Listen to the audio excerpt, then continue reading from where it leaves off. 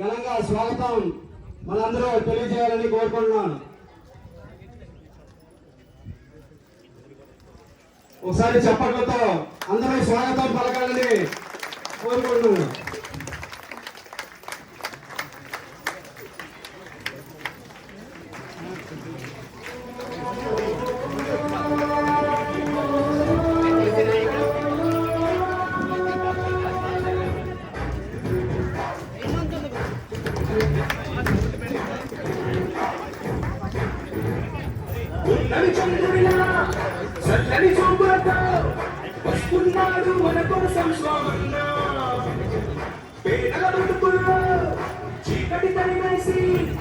మనండిగా కోలగట్ల వీరభద్రస్వామి గారికి స్వాగతం సుస్వాగతం.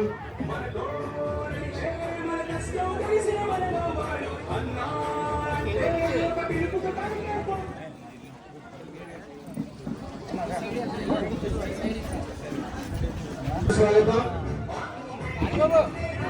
అదేవిధంగా మన డిప్యూటీ మేయర్ గారికి కూడా స్వాగతం సుస్వాగతం. మన భారతదేశంలో నెహ్రూ విజయలక్ష్మి గారికి స్వాగతం సుస్వాగతం. మన ఇండియా యువన కుమారస్వామి గారికి స్వాగతం సుస్వాగతం.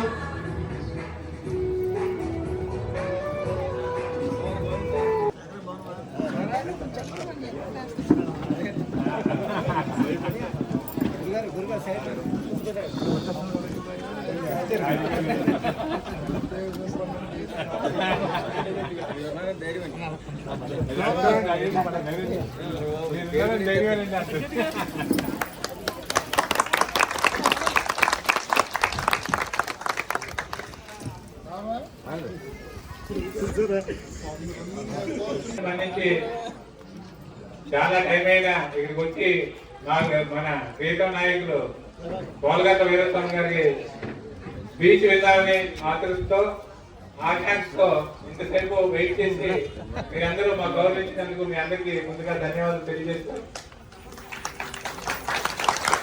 నేను ఎక్కువగా మాట్లాడాను ఎందుకంటే ఎమ్మెల్యే గారు మనకి స్పష్టంగా అన్ని విషయాలు తెలియజేస్తారు. మీరు అందరూ విని ఎందుకు ఎవరికి ఓటు వేయాలనేది కూడా నిర్ణయించుకునే పరిస్థితి ఈరోజు.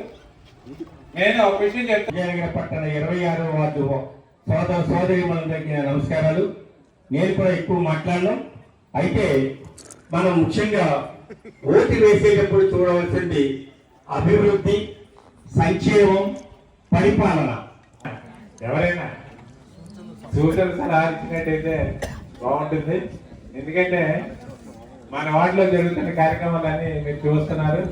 ఇంకేమైనా చెప్పదలుచుకున్నా అవి చెప్పొచ్చు. ఎవరికైనా మాట్లాడాలనే ఇది ఉంటే వచ్చి ముందుకు వచ్చి మాట్లాడాల్సిందిగా కూర్చున్నాను. మన డిప్యూటీ స్పీకర్ గారు కోలగట్ల వీరస్వామి గారిని ప్రసంగించవలసిందిగా కూర్చున్నాను.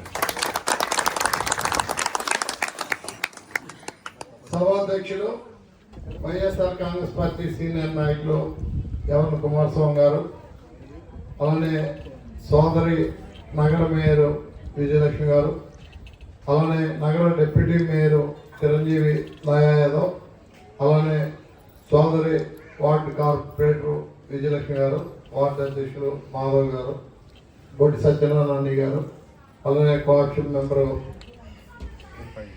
ఫైజాన్ గారు, వేదిక ముందున్న సీనియర్ నాయకులు, పెద్దలు, మహిళలు, యువకులు అందరికీ హృదయపూర్వకంగా నమస్కరిస్తూ, ఎన్నికలు వచ్చే ఓట్లు అడగడానికి వచ్చాం.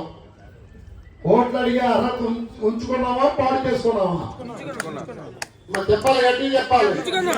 పాడు చేసుకున్నాం అంటే మేము ఓట్లు అడగకుండా వెళ్ళిపోతాం. 5 సంవత్సరాలకు ఒకసారి వచ్చే ఎన్నికల కోసం 5 సంవత్సరాలకు ఒకసారి కనిపించే నాయకులు వస్తుంటారు. 5 సంవత్సరాలకు ఒకసారి వచ్చే ఎన్నికల కోసం 5 సంవత్సరాలు నిరంతరం ప్రజల మధ్యలో కనిపించే నాయకులు కూడా వస్తుంటారు. అది గుర్తించాలి. ఎన్నికలు ఉన్నా ఎన్నికలు లేకపోయినా ప్రజల మధ్య ఉండే వ్యక్తులకి ప్రజల అవసరం అంటే ముందుకు వచ్చి నిలబడే నాయకులవి, ప్రజల కోసం నిరంతరం పనిచేసే మనస్తత్వం ఉన్న వ్యక్తులవి. మీ అందరికీ తెలుసు, కరోనా కష్టకాలంలో ఏ విధంగా ఉండేది ఇందాక కార్పొరేటర్ గారు చెప్పారు. కరోనా సమయంలో భార్య భర్త తల్లి తండ్రి చూడలే, దగ్గరికి వెళ్ళడానికి భయం, చుట్టాలు వస్తుంటే రారు, పక్కింటి వాళ్ళు పలుకుతారంటే పలకరు, ఎవరు తలుపు కొడితే కరోనా వచ్చిందని తలుపు తీయలేని పరిస్థితిలో రాజకీయ నాయకులు రోడ్డు మీదకి వచ్చి ప్రజలకు ధైర్యం చెప్పాల్సిన అవసరం ఉన్న పరిస్థితిలో 2 పార్టీలు ఉన్నాయి విజయనగరంలో. తెలుగుదేశం పార్టీ నాయకులు కరోనా నేపథ్యంలో మేము అందుబాటులో ఉన్నాము అని బంగ్లాకు తాళం వేసుకుంటే,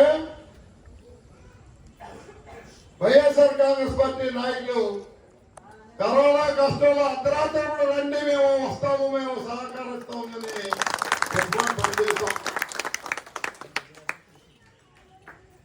ఒక్క వైఎస్ఆర్ కాంగ్రెస్ పార్టీ వాళ్ళకి కాదు, యావత్ ప్రజలకి పనిచేస్తాం. రాజకీయాలకు అతీతంగా ఏ పార్టీ వాళ్ళని వచ్చాం, ఇదే వార్డులో చెప్తున్నాం. ఈ వార్డుకి తెలుగుదేశం పార్టీ నాయకులు ఎవరు గట్టి చెప్పండి. ఆ కుటుంబాలకు కూడా కరోనా సమయంలో మేమే సాయం చేశాం.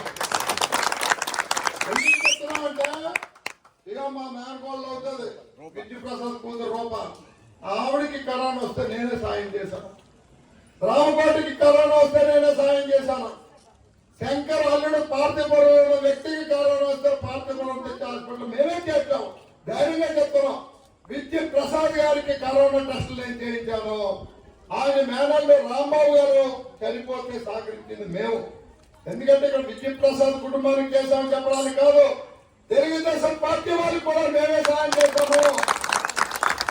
ఆ తెలుగుదేశం పార్టీ నాయకులు బంగాళాకు తాళాలు వేసుకొని కార్యకర్తలు ఏమైపోయారో, ప్రజలు ఏమైపోయారో తెలుసుకోలేని పరిస్థితిలో ప్రజలకు ధైర్యం చెప్పాల్సిన బాధ్యత మా మీద ఉంది కాబట్టి మేము రోడ్డు మీదకి వచ్చాము. మాకు కూడా భయపెట్టారు డాక్టర్లు, ఎమ్మెల్యే గారు మీరు తొలి మీద తిరుగుతున్నారు, కరోనా వస్తే లైఫ్ తీసుకుంటుందని. మాకు తెలుసు, మాకు భయం ఉండదా, మా కుటుంబాలు లేవా, మా ఆరోగ్యాలు కావా, మా ప్రాణాలు కావా. నేను నా ఇంట్లో ఉన్న నా భార్యని, నా మనవరాల్ని విశాఖపట్నం నా బామ్మర్ది ఇంటికి పంపించి ఇంట్లో ఒక్కడి నుండి సేవ చేసామని చెప్పడానికి ఇవాళ మేము ధైర్యంగా చెప్పగలుగుతున్నాము. ఓట్ల కోసమే రావడం కాదు నాయకులు, ఓటేసిన ప్రజలు ఉన్నారు. ఈ పదవులు ఈ ప్రజలు ఓట్లేస్తేనే మాకు వచ్చాయి. ఆ ప్రజలకు అవసరం వచ్చినప్పుడు మనం అందుబాటులో ఉండాలి.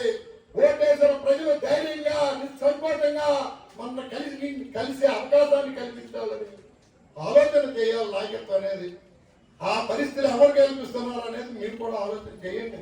మేము ఎన్నికలు ఒక్కసారే రాము, ఎన్నికలు అయిపోయిన తర్వాత మీతో మా ఈ అనుబంధం కొనసాగుతూనే ఉంటుంది. మీ ఇళ్లలో పెళ్లిళ్ళు అయితే వచ్చాం, మీరు గృహప్రవేశాలు చేసుకుంటూ వచ్చాం, మీ పిల్లలు పెద్ద పిల్లలు అంటే ఆశీర్వదించడానికి వచ్చాం. మా నాయకులు అని మా చెల్లి కూతురు పుట్టింది బాసాలు చేస్తున్నాడు కూడా వచ్చి ఆశీర్వదించాం. వచ్చామా లేదా? ఇటువంటి పరిస్థితులు మనలో ఎన్నికలు వచ్చాయి. మేము ప్రజలు ఓట్లు అడుగుతున్నాం, మాకు అర్హత ఉందా లేదా అని. ఎందుకు అడిగామంటే, మీరు ఓట్లేసిన ఈ పదవుల్ని మీకోసం వినియోగించామా లేదా, వినియోగించామని చెప్పడానికి 2019లో మంచినీటి సమస్య ఏ విధంగా ఉండేది, 5 రోజులకు ఒకసారి కుళాయిలు ఇచ్చేవారా లేదా, ఆడవని చెప్పాలి. ఎన్ని రోజులకు వచ్చామమ్మా కుళాయిలు?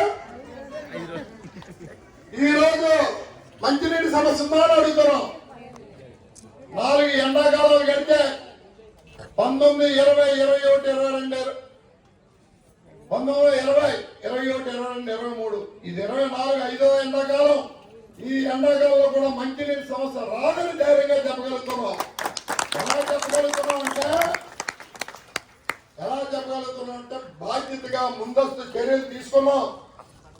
ఈ ప్రజలు మంచినీటి కోసం, మంచినీటి ఏర్పాటు రాకుండా ఉండాలని ఆంధ్ర ప్రాజెక్ట్ నుంచి మంచినీరు తెచ్చిస్తున్నాం. ఈరోజు రేపు మే 1 వరకు ఆంధ్ర ప్రాజెక్ట్ లో నీళ్ళు వస్తే తర్వాత తోటపల్లి నుంచి నీళ్ళు తెస్తున్నాం ధైర్యంగా చెప్పగలుగుతున్నాం. ఏం గత పాలకులకి ఆలోచన రాలేదా? గత పాలకులకి విషయాలు తెలీదా? తెలుసున్నప్పుడు కూడా ప్రజల సమస్యలు పట్టించుకునే ఆలోచన లేదు కాబట్టే ఆ రోజు ఆ పరిస్థితి వచ్చింది. మేము ఆకాశం నుంచి నీళ్ళు తేలేదే, ఎక్కడ వనరులు ఉన్నాయి. చట్టం ఏం చెప్తుంది? తాగునీరు, సాగునీరు. తాగునీరు అంటే ముందు మనిషి దాహం తీర్చడానికి నీళ్ళు ఇచ్చిన తర్వాత వ్యవసాయానికి ఉపయోగించమంది. అందుకే అలాంటి ప్రాజెక్ట్ నుంచి నీళ్ళు తాగలిగాం. రేపు తోటపల్లి నుంచి కూడా నీళ్ళు తాగలుగుతున్నాం చెప్పడానికి మేము ధైర్యంగా చెప్పగలుగుతున్నాం. ఇటువంటి పరిపాలన ఆలోచన చేయండి. జగన్మోహన్ రెడ్డి గారు ఇస్తున్న సంక్షేమ కార్యక్రమాల కోసం ఆలోచన చేయండి. ఏ ఒక్క సంక్షేమ కార్యక్రమంలో ₹1 లంచం అడిగావా? చెప్పండి. లంచం అడిగామంటే చెయ్యొద్దండి. వాలంటీర్ వ్యవస్థ తీసుకొచ్చారు, సచివాలయ వ్యవస్థ తీసుకొచ్చారు. వారి ద్వారాగా రాజకీయాలకు అతీతంగా ఇక్కడ ఉన్న వాళ్ళందరూ వైఎస్ఆర్ కాంగ్రెస్ పార్టీ ఓట్లేసిన వాళ్ళు కారు. ఎవరికి ఓటేశారని చూడలేదు. మీకు అర్హత ఉందా లేదని మాత్రమే చూసాం. అర్హత ఉన్న వాళ్ళందరికీ కూడా ఆ పథకాలు ఇచ్చాం. కుమార్ గారు చెప్పారు, మా పరిపాలనలో ఈ వాటిని అభివృద్ధి చేశాం. ఎక్కడెక్కడ నిరంతరం ఉదయం ఆయన టీము ఎప్పుడూ అక్కడ కూర్చొని ఉంటారు. పాలన విద్యలో ఎవరు వస్తారు, ఎవరికి పని చేయాలని అవకాశం ఉంటే అటు తిరిగి ఇటు తిరిగి సందులంటే తిరుగుతారు. అవునా కాదు ఆలోచన చేయండి. మేము అన్నీ చెప్తుంటాం. గడప గడప మన ప్రభుత్వానికి బహుమాట వచ్చాం. మీ సమస్యలు చూసి మీరు కోరిన సమస్యలు తీర్చాం. అంతకుముందు వార్డు పరిధిలోని మున్సిపల్ ఎన్నికలకు వచ్చాం. ఎన్నికల ముందు అప్పుడు గమనించిన సమస్యలు పరిష్కరించాం. కార్పొరేటర్ వచ్చిన తర్వాత కుమార్ గారు ఏ పనులు చెప్తే పనులు చేస్తున్నాం. ఊరు అభివృద్ధి చెందిందా లేదా? అమ్మా మీకు వినిపించడం లేదా? వినిపించి చెప్పడం లేదా? అంటే 2 ఇబ్బందులు ఉన్నాయి. ఇప్పుడు 2 ఇబ్బందులు అయితే ఉన్నాయి. ఈ ఎండాకాలం మొక్కలో తీసుకొచ్చి కూర్చోబెట్టేశారు, ఒక ఇబ్బంది. రెండో ఇబ్బంది అంటే సీరియల్ లేట్ అయిపోతుంది. ఈ రెండో ఇబ్బంది అయితే మాకు తెలుసు, మిమ్మల్ని ఇబ్బంది పెడుతున్నాం కానీ మాకు తప్పదు. ఆ ఎన్నికలు ఇప్పుడు పెట్టిన ఎలక్షన్ కమిషన్ ఏ చలికాలంలో పెడితే సరదాగా ఉండేది. 4 గంటలుగా 5 గంటల మీటింగ్ పెడితే మీ సీరియల్ కట్టలేకుండా ఈ ఒక్కరోజు అయితే నాకు తెలిసినంత వరకు మీరు ఎవరినో పెద్ద ఆయన ఉంటారు. ఏం జరుగుతుందో రికార్డ్ చేయమని చెప్తాను. ఇది కొంతమంది ఫోన్లోనే అడిగిస్తుంటారు. అయితే మేము మిమ్మల్ని ఇబ్బంది పెట్టే ఆలోచనతో అయితే మేము కానీ మా అవసరం మరి ఆ విధంగా మిమ్మల్ని అందరినీ పిలవాల్సి వచ్చింది. ఒకవేళ పిలవలేదు, మీటింగ్ పెట్టలేదు అనుకోండి, ఆ కుమార్ గారు నన్ను అంటారు, ఇకే మన ఓట్లు వసూలు లేదు కదా, పిల్లలేదు ఇక, అప్పుడు మేమే ఇబ్బంది పడాలి. ఇదంతా ఒక సాంప్రదాయ ఎలక్షన్లు వస్తే మీటింగ్ పెట్టడం, మిమ్మల్ని రిక్వెస్ట్ చేయడం. మా సొంత మనుషులు అందరూ చాలా మంది అయినా కూడా పద్ధతి ప్రకారం ఓట్లు అడగాలి. మేము అందరికీ కోరేది ఊరు అభివృద్ధి చేసాం, మౌలిక సదుపాయాలు ఏర్పాటు చేసాం. ఇందా చెప్పారు, జంక్షన్లు అభివృద్ధి చెందాయి, పార్కులు అభివృద్ధి చెందాయి, చెరువులు అభివృద్ధి చెందాయి, రోడ్లు అభివృద్ధి చెందాయా లేదా? మహిళా పార్క్ కట్టాం, ఇండోర్ స్విమ్మింగ్ పూల్తో. హైదరాబాద్ నుంచి శ్రీకాకుళం వరకు ఎక్కడైనా మహిళా పార్క్ ఉందంటే అదొక విజయనగరంలో ఉందని గర్వంగా చెప్పగలుగుతాం. ఆ పక్కనే చిల్డ్రన్ పార్క్ కట్టాం. ఒక్క మాట వెళ్ళండి దయచేసి, విశాఖపట్నం ఉన్న పార్కులకి ధీటుగా ఉందా లేదా చూడండి. మీరు అలా రోడ్డు మీదకి వస్తే మీ వార్డును ఆడుకుంటుంది ఆర్జెంట్గా. ఎప్పుడైనా పెద్ద చెరువు ఆ విధంగా తయారవుతా ఊహించారా? మనలో మాకు ఒక అవకాశం ఇవ్వండి. ఈ విజయనగరాన్ని సమస్య లేని విజయనగరంగా తయారు చేస్తాం. మీరు 2 పరిపాలనలు చూశారు ఈ మధ్యకాలంలో. చంద్రబాబు నాయుడు పరిపాలన చూశారు, జగన్మోహన్ రెడ్డి గారి పరిపాలన చూశారు. ఆ రోజు 2014 ఎన్నికల ముందు మీకు అనేక హామీలు ఇచ్చారు. జాబ్ కావాలంటే బాబు రావాలి, బాబు వస్తే ఇంటికి ఒక ఉద్యోగం అనగానే ఇంట్లో పిల్లలు చదువుకొని ఉంటే ఓట్లు వేస్తారు. మహిళా సంఘాలన్నిటికీ రుణమాఫీ చేస్తా అన్నారు. రుణమాఫీ చేయడమే కాకుండా కొత్త రుణాలు ఇస్తా అన్నారు. ఆశపడ్డారు. భర్త వైఎస్ఆర్ పార్టీ అయినా, కొడుకు వైఎస్ఆర్ పార్టీ అయినా దొంగచాటుగా ఓట్లు వేస్తారు. ఏమైనా అమలు జరిగాయా? జగన్మోహన్ రెడ్డి గారు చెప్పారు, ఆయన అనేక పథకాలు చెబుతూ డ్వాక్రా సంఘ సభ్యులారా, అక్కలారా, చెల్లెళ్ళారా 2019 ఏప్రిల్ 11 తారీఖు నాటికి మీ డ్వాక్రా సంఘ బాకీలన్నీ 4 సార్లుగా మీ అకౌంట్లో నేను జమ చేస్తాను, నన్ను నమ్మండి అని చెబితే ఆయన ముఖ్యమంత్రి చేసిన నేపథ్యంలో వైఎస్ఆర్ ఆసరా అని పేరు పెట్టి ఆ డబ్బులు మీకు వేసారా లేదా? 4వసారి ఇంకా కొంతమంది పడలేదు. ఎలక్షన్ కోడ్ వచ్చింది. ఎవరో ఇబ్బంది పడవసరం లేదు, భయపడవసరం లేదు. ఎలక్షన్ కోడ్ అయిపోగానే మీ అకౌంట్లో నేరుగా డబ్బులు పడతాయి. దానికి నేను కానీ, మీ కార్పొరేటర్ కానీ, మీ మేయర్ కానీ మేము బాధ్యత అని మేము చెప్తున్నాం. ఇంకా ఎవరైనా చాలా ఇల్లు ఇచ్చాం, ఇల్లు స్థలాలు ఇచ్చాం. ఇల్లు స్థలాలు ఇచ్చిన వారికి మరొక మాట, జగన్మోహన్ రెడ్డి గారు ముఖ్యమంత్రి చేయండి, మీ ఇల్లులు కట్టించే బాధ్యత కూడా మేము తీసుకుంటామని తెలియజేస్తున్నాం.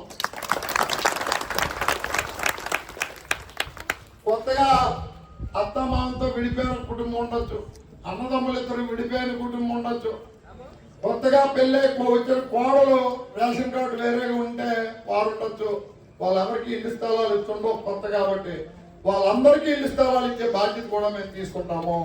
అలాగే పెన్షన్లు కానీ, ఇంకొక స్కీమ్ కానీ ఆగిపోయి ఉంటే ఏ ఒక్క స్కీము ఆకుండా అర్హులైన వాళ్ళందరికీ కూడా ఇప్పించే బాధ్యత మేము తీసుకుంటామని ఈ సందర్భంగా మీకు మనవి చేస్తూ, నిరంతరం ఈ పనిచేసే మమ్మల్ని ఎన్నికలప్పుడు కనిపించే నాయకుడికి దయచేసి ఒకలాగా చూడకండి.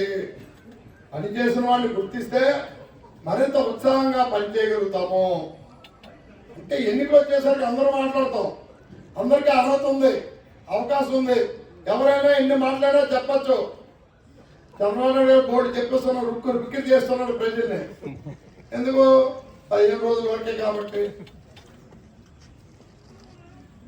ఎన్నికల తర్వాత ఆ విధానాలు అమలు చేయగలిగే శక్తి ఉన్నవే జగన్మోహన్ రెడ్డి గారు చెప్పారు. నడుస్తున్న స్కీమ్లన్నీ నడుస్తాయి. ఆయన పెంచింది అవకాశం ఉన్నంత వరకే పెంచి చెప్పారు. ఆచరణకి సాధ్యమైనవే వైఎస్ఆర్ కాంగ్రెస్ పార్టీ చెప్పింది. ఆచరణకి సాధ్యం కానివి చంద్రబాబు నాయుడు గారు చెప్తున్నారు. అవి వినండి, ఇవి వినండి. ఇంకా నాయకులు అనేక మాటలు చెప్తారు. వాళ్ళు మేము చెప్పినవి మీరు విన్నారు. మేము చేసిన పనులు చెప్పోట్లు అడిగాం. మరి అవతల పార్టీ వాళ్ళు వస్తారు, చేసిన పనులు లేక, చెప్పవలసిన మాటలు లేక మా మీద బురద జల్లి ఓట్లు అడుగుతున్నారు. ఈ విజయనగరం పట్టణం మహాపట్నం కాదు. ఎన్నో సంవత్సరాలుగా రాజకీయాలు ఉంటున్న మమ్మల్ని వ్యక్తిగతంగా కూడా అందరికీ తెలుసు. ఎవరు ఎన్ని మాటలు చెప్పినా వినండి, ఓట్లు మాత్రం మాకు వేశారు. Thank you. మనం చెప్తే చాలా